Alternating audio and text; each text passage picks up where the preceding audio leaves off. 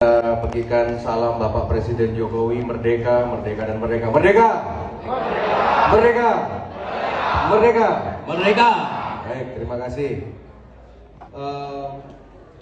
Bapak-bapak dan Ibu, terutama di sini anak-anak muda dan juga dari founder organisasi baru yang pada hari ini telah disahkan dan dideklarasikan di depan Republik Indonesia. Jadi Indonesia Mining Agency Forum atau INMAF.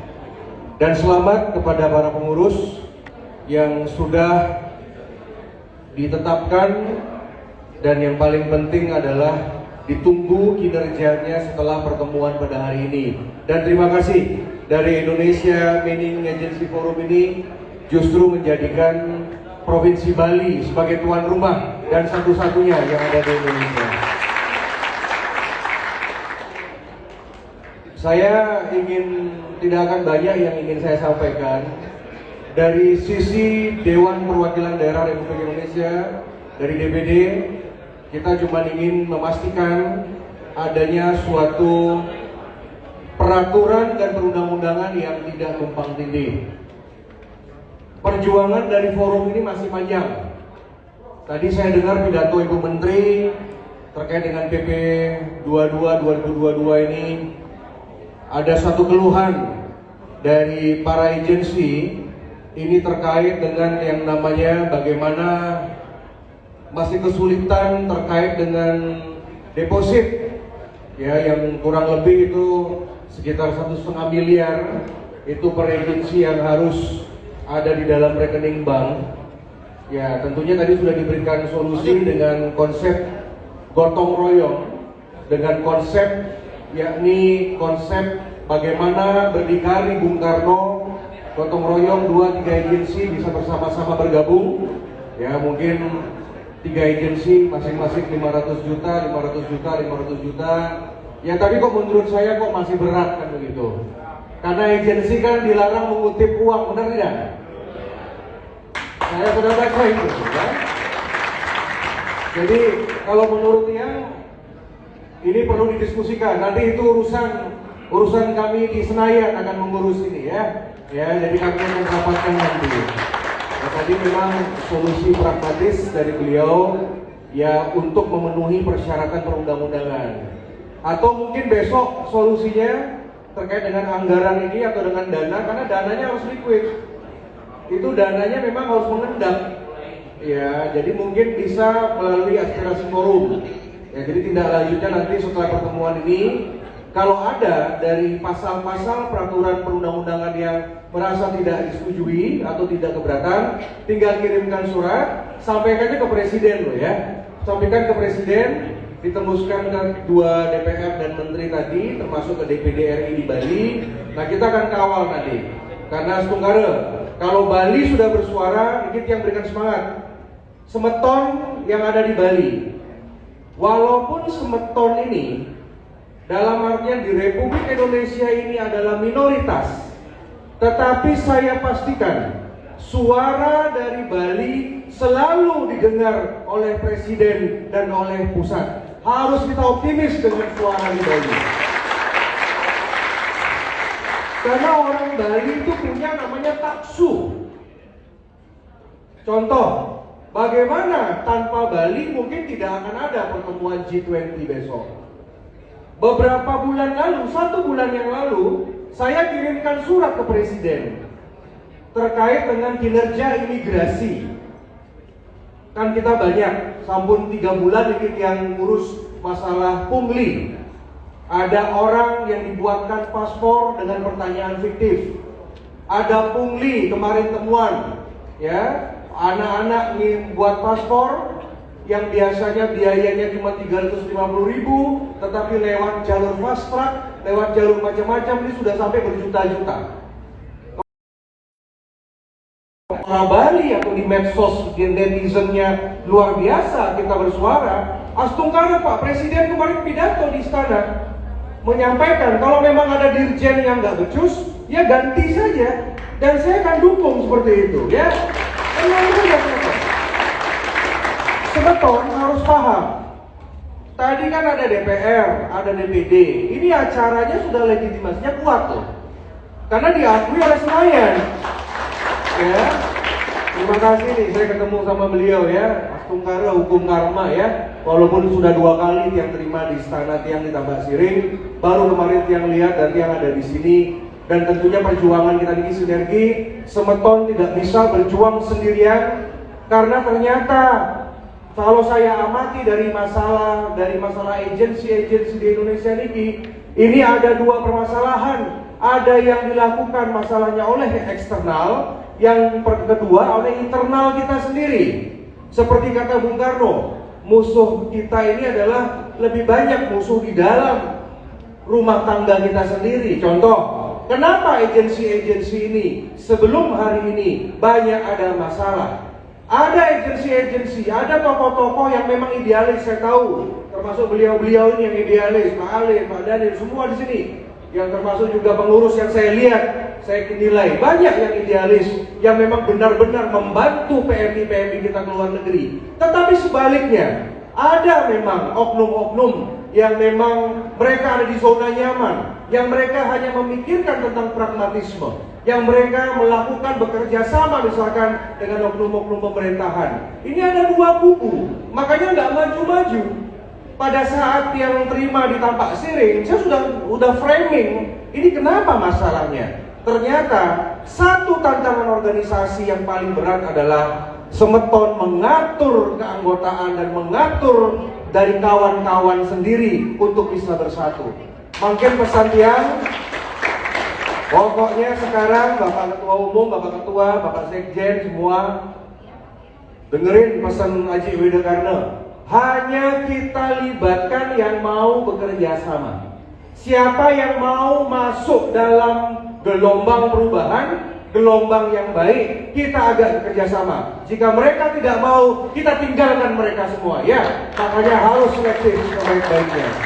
Yang nomor 2 eksternal, ini mumpung ada bapak-bapak dirjen, ada pejabat di sini. Saya nanti uruslah sama menteri. Kalau ada yang nggak becus kerja. Ya, saya ngerti yang jabatannya menteri, jabatan DPR, eksekutif tadi ini kan jabatan politik. Mang Dauning, Bapak Ibu ya, kenapa menteri-menteri kita ini banyak tidak berkutik? Kenapa reshuffle menteri itu gampang dilakukan presiden? Tiang sebagai anggota DPD yang lahir di epicentrum politik Indonesia Senayan, saya mengerti ternyata, ini rahasia mantan. Menteri-menteri itu banyak dikelilingi oleh pejabat-pejabat eselon yang sudah berkarat, yang sudah nyaman di zona nyaman. Mereka ini pemain semua.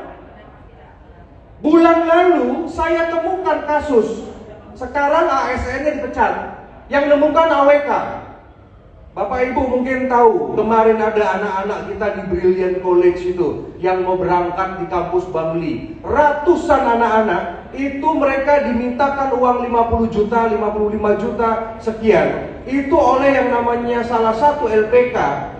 Kemudian sekarang saya sudah minta anak-anak lapor ke polisi. Ntar lagi tersangka. Ada kurang lebih 6 ketua LPK calon tersangka di Bali. Semua saya yang endorse. Urusan saya sama Mabes. Permasalahannya adalah kenapa itu terjadi adik-adik? Ini adik-adik yang baru tahu. Ternyata dana yang dikumpulkan di Semeton Bali ini itu disetorkannya kepada pusat. Ini ngaku semua. PT Savana kemarin yang ribut-ribut tuh PT Reka Kerja. Sekarang hari ini 13 anak kita di Dubai sedang yang ngurus yang namanya deportasinya, karena sudah 7 bulan terlantung-lantung di sana, terlunta-lunta yang ada di Dubai dan di Emirat Arab. Kemarin ada masalah di Jeddah. Kemarin ada 5 orang TKI PMI kita sedang disidang di Sri Lanka karena tindak perdagangan orang. Kemudian ada penipuan di Australia. Australia masih tutup, tetapi sudah dimintakan biaya 185 juta. Kemudian di Polandia ketat sekarang juga masih begitu, termasuk masalah river cruise yang ada di Jerman. Ini sudah jadi temuan saya untuk masalah river cruise ini yang di Jerman. Ini bermain internasional. Ada suatu perusahaan PT yang memang PT-nya ada di Indonesia, tapi dia juga punya di Filipina, dia juga punya di India, dia juga punya di ASEAN. Jadi, kenapa visa Jerman kemarin itu telat? Kenapa? Saya udah bicara sama Dubes. Saya tanya sama Dubes Jerman langsung, kenapa kok visa Indonesia ditolak? Bagaimana? Dan mereka bilang semuanya, Bapak Senator, semuanya di bawah supervisi kita. Nanti akan jadi temuan. Ternyata ini jahatnya ya, jahatnya orang-orang luar yang kerja di Indonesia. Jadi mereka itu sengaja menutup slot untuk orang Indonesia. Mereka kalau ada pekerjanya dari Filipina, kalau ada manajemennya dari India, mereka sengaja, karena kan saya dengar di Pak Sekjen, posisi kita di bawah Filipina kan sekarang. Ya pertama India, Filipina, Indonesia. Sekarang Filipina, Indonesia, India. India sudah mulai terdegradasi. Kalahnya kita sama India, Filipina, kita ini bahasa Inggrisnya gak bagus. Itu aja. Filipina tuh bahasa Inggrisnya nomor 2. Selain bahasa ibunya. India itu karena pernah dijajah Inggris. Itu karena faktor bahasa, tetapi faktor disiplin. Di faktor yang namanya etos kerja, tidak kalah SDM Republik Indonesia ya. Ini yang harus kita terus jualan. Ya, makanya beberapa hal yang terakhir saudara-saudara. Ya, dalam artian yang ini sedang ingin merapikan. Kalau tentang forum ini Astungkare, ya, puji Tuhan, syukur alhamdulillah bahwa sekarang sudah ada forum, jadi enak satu pintu kalau ada masalah. Yang eksternal kedua, yang nanti kritik itu namanya Kementerian Perhubungan. Kemenhub itu, menurut pandangan DPD RI dari Senayan, Kemenhub itu tidak usah mengeluarkan izin-izin atau rekomendasi-rekomendasi tentang pekerja Indonesia. Satu pintu saja. Ngapain? Ngapain Kemenhub ngurusin begituan? Malah nanti dimanfaatkan dengan tidak baik. Cukup masalah sertifikasi. Kemenhub itu cukup, masalahnya adalah tentang kualitas, tentang bagaimana moda transportasi lah, peraturan lah, dan lain sebagainya. Ya, jadi terima kasih tadi Bu Menteri yang dari sini tadi. Nanti kita di Senayan kita usulkan. Kebetulan yang di Komite 1 Bidang Hukum yang nanti akan usulkan beberapa hal-hal untuk memperbaiki peraturan-peraturan kita. Oke. Nah, jadi terkait dengan hal yang lain, ya, organisasi ini BP2MI ada hadir nggak? Nggak ada BP2MI. Nggak hadir ya? Imigrasi ada hadir nggak? Imigrasi udah pulang. Oh, tadi saya ketemu AWK takut semua itu. Ya, nanti tolong itu staf hukum saya panggil itu 3 orang itu tadi itu ke kantor saya tuh. Macam-macam itu. Kita butuh dengar dari imigrasi.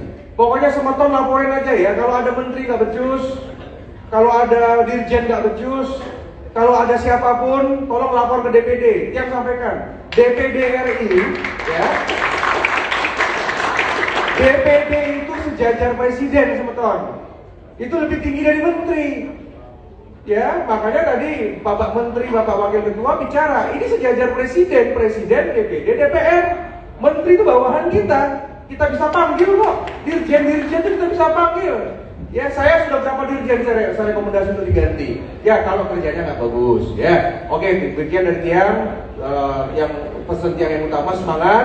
Yang pasti nanti kita sinergi ya. Pak Sekjen dan pimpinan. Nanti kita buat. Saya kumpulkan nanti semua anggota, termasuk dengan BP3MI. Mari kita sama-sama, misalkan kita nanti buat job fair lah kan begitu ya. Kita sampaikan ke masyarakat mana yang legal, mana yang ilegal, kan seperti itu. Diperjelas sama masyarakat ya. Terima kasih. Ya. Kalau ada pertanyaan silakan nanti. Ya, nanti. Terima kasih. Yang berikutnya kami minta Bapak Dirjen Bina Penta untuk memberikan masuk ke